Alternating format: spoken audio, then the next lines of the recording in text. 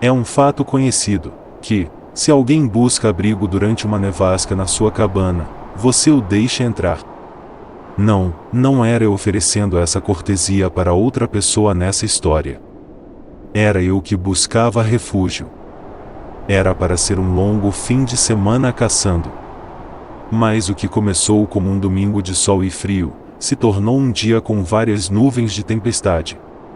E eu rapidamente me vi no meio de uma nevasca. Após um longo dia sem sucesso caçando lebres, eu estava muito longe e desorientado para voltar para minha cabana. Eu precisava buscar abrigo em outro lugar. Eu vi uma cabana de madeira, cercada por árvores, não havia luzes acesas, mas eu ainda assim precisava tentar entrar. Bati na porta com meu punho algumas vezes, ninguém me atendeu, mas eu ouvia passos do outro lado se aproximando da porta. Eu esperava que ela se abrisse, mas não abriu. Eu gritei que estava perdido e precisava de abrigo. Uma fresta se abriu, e uma voz disse: "Entre, deixe suas botas na porta." Eu esperei um pouco, esperando que ele abrisse a porta totalmente, e me cumprimentasse como qualquer outra pessoa faria nessa situação. Mas isso não aconteceu. Então eu mesmo abri a porta, e entrei na cabana escura. A sala estava iluminada por 2 velas, o bastante para ver o sofá que o homem me disse para passar a noite. Enquanto ao homem, tudo o que eu vi foi uma silhueta do outro lado da sala. A luz baixa da vela não chegava tão longe para que eu pudesse vê-lo. Deixei minha mochila no chão e deitei no sofá. Agradeci ao homem por me deixar ficar até que a nevasca passasse. Ele não respondeu, o seu comportamento não era o mais bizarro que já vi, as pessoas que vivem nas montanhas são estranhas. Já que ele não queria conversa, eu dormiria cedo. Fechei meus olhos, entretanto o nível de escuridão com meus olhos fechados não era tão diferente deles abertos. Eu subconscientemente esperava ouvir os passos do homem deixando a sala, mas eu não os ouvi. Eu abri meus olhos e a sua silhueta ainda estava no canto da sala. Só parado lá. Senti que precisava dizer: "Acho que vou dormir agora, obrigado." Sem resposta, virei para o outro lado, para não ficar tentado em abrir meus olhos para ficar de olho nele. Algum tempo passou, mas sem ouvir os passos dele se afastando, a curiosidade estava me apertando. Eu virei para olhar novamente, e eu juro, a silhueta do homem estava mais próxima pelo menos alguns metros. Eu não conseguia ver seu rosto, mas a luz das velas mal tocava a testa do homem, e o que eu vi era um tom de pele nojentamente branco. Eu rapidamente juntei minhas coisas, e disse que precisava ir. Não olhei mais para ele, pois não queria saber como ele realmente era. Coloquei minhas botas novamente e saí na nevasca. Cheguei a outra cabana no pé da montanha, essa com as luzes acesas. Bati na porta e um homem e sua mulher atenderam a porta. Eles me deram boas-vindas imediatamente e me convidaram para entrar na hora. Me deram um chá quente e me ofereceram um sofá. Contei a eles a história da cabana e do homem estranho acima na montanha. Os dois olharam um para o outro confusos. A mulher confirmou 2 vezes qual era a cabana que eu estava falando. "Querido, o dono daquela cabana foi assassinado 2 anos atrás. Aquela cabana está vazia desde então."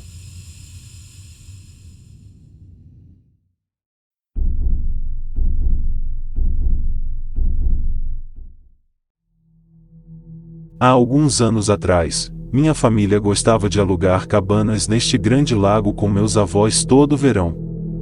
Nós geralmente fazíamos churrasco, nadávamos e usávamos barcos no lago para pescar e fazer outras atividades divertidas.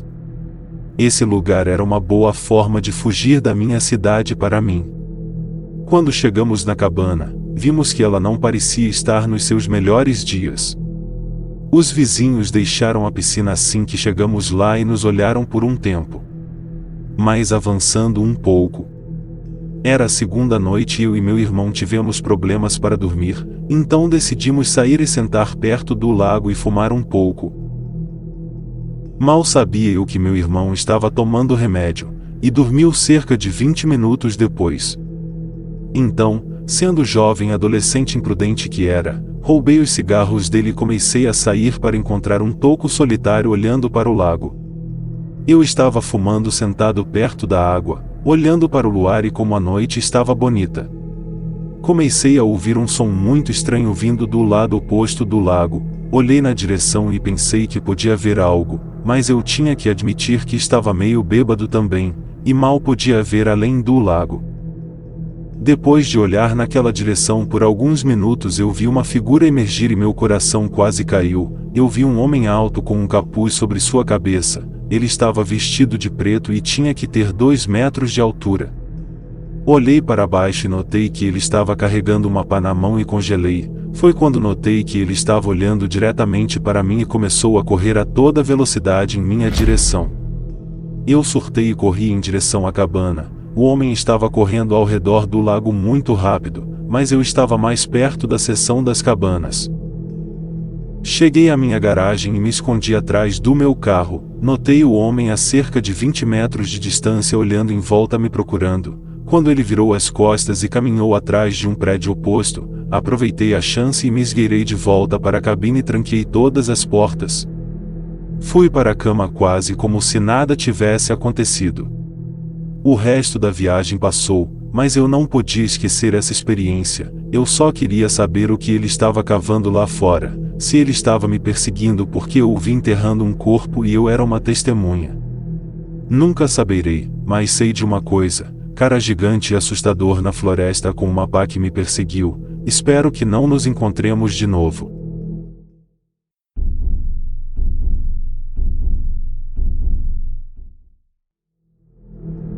Antes de começar a história, preciso explicar algumas coisas. Durante os eventos desta história eu estava passando um tempo em uma casa de campo em Ontário. A casa de campo era parte de uma comunidade de chalés com 12 no total, todos situados em torno de um parque fazendo um semicírculo.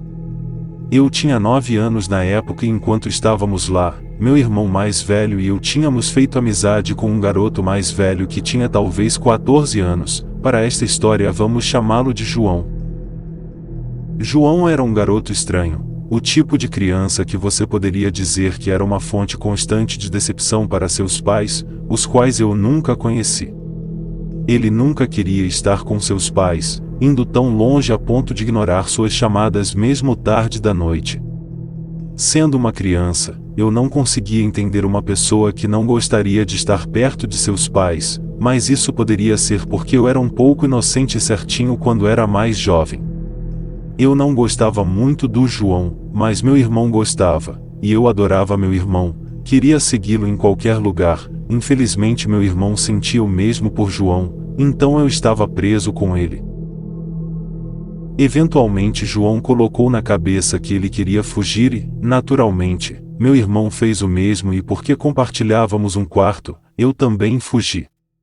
No começo, fomos ao parque e saímos, mas depois de um tempo ficou óbvio que estávamos todos ficando entediados. Sugeri que fossemos para a cama, mas obviamente as crianças mais velhas iam dar as ordens, e João sugeriu que explorássemos a floresta. Protestei novamente, mas fui imediatamente cortado. Fomos para a floresta usando a luz fraca do telefone do João para iluminar o caminho. Essas florestas não eram muito densas, você podia até ouvir o barulho da rodovia a apenas alguns quilômetros de distância. Depois de alguns minutos de caminhada eu queria voltar, mas fui recebido com 2 opções: caminhar de volta no escuro ou ficar com eles. Depois de mais alguns minutos eu notei que a floresta tinha ficado em silêncio, quero dizer sem grilos, sem corujas, sem vento. Eu mencionei isso e todos nós paramos e ouvimos. Depois de alguns segundos em completo silêncio, o silêncio foi quebrado pelo meu irmão, que olhou para mim e falou em um tom irritado: "Você pode calar a boca, eu estou tentando ouvir." O que eu fiz? Eu protestei. Sua respiração como um porco moribundo. Cale-se. Quando estava prestes a reclamar novamente, eu ouvi também, respirando, uma respiração pesada trabalhosa. Muito silenciosamente eu disse: "E eu posso ouvi-lo também." Meu irmão olhou para mim. De repente a respiração ficou mais alta, como se estivesse animado. Quase simultaneamente, todos nós olhamos para cima. Acima de nós havia um par de luzes, elas brilhavam um azul brilhante e balançavam de um lado para o outro. Todos nós olhamos quase hipnotizados antes de ouvirmos o gemido mais angustiante que já ouvi na minha vida. Parecia que um fumante de longa data estava tentando gritar enquanto estava sem fôlego. Isso nos tirou do nosso transe e começamos a fugir. Atrás de nós ouvimos estalos de galhos e árvores tremerem. Tinha que ter sido nas árvores. Eu nunca fui um bom corredor, principalmente devido aos meus pés gigantes, então eu sabia que eu não seria capaz de correr por muito tempo. Rapidamente senti dor nas pernas e precisei parar enquanto meu irmão e João corriam em frente e me deixaram para trás. Ainda assim, ouvi o que quer que fosse aquela coisa, atrás de mim, então fiz a única coisa que pude, me escondi em um arbusto. A sorte claramente não estava comigo, pois o arbusto em que pulei era um arbusto de espinhos e em momentos eu estava coberto de cortes e arranhões.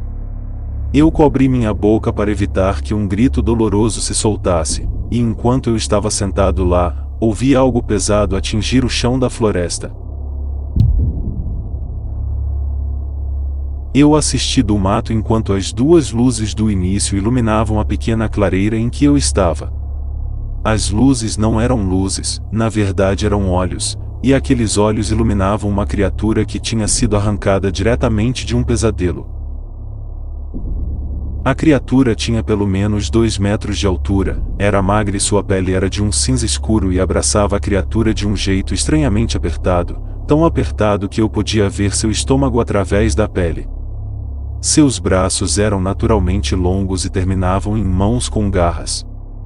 Mas de longe a parte mais perturbadora da criatura era o peito. O peito parecia doloroso, a caixa torácica estava aberta e parecia que não tinha externo, a pele dolorosamente esticada sobre as costelas afiadas, mas no recuo deixado onde o externo deveria estar, havia uma massa negra, e estava batendo.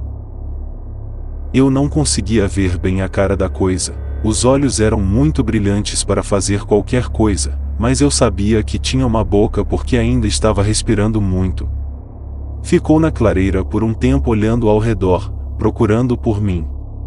E depois do que parecia uma eternidade, mas provavelmente foram alguns minutos, ele saiu. Fiquei naquele arbusto por horas, não saí até ver que o sol tinha passado do horizonte.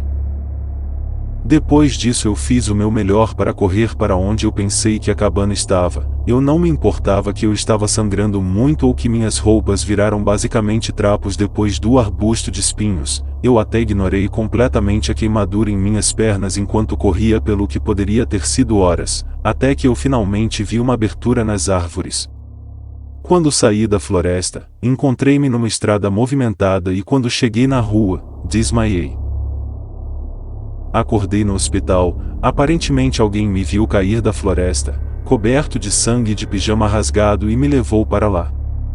Meus pais vieram me buscar logo depois e quando contei o que aconteceu, ninguém acreditou em mim, eu insisti, mas todos eles assumiram que eu tinha passado muito tempo na floresta. Enquanto eu estava fora, meu irmão chegou em casa e esperou até de manhã antes de dizer-lhes o que aconteceu. Uma equipe de busca foi montada. Já se passaram mais de 7 anos desde que esses eventos aconteceram e eu procurei na internet por algo que combinasse com a criatura que vi naquela noite, mas não encontrei nada.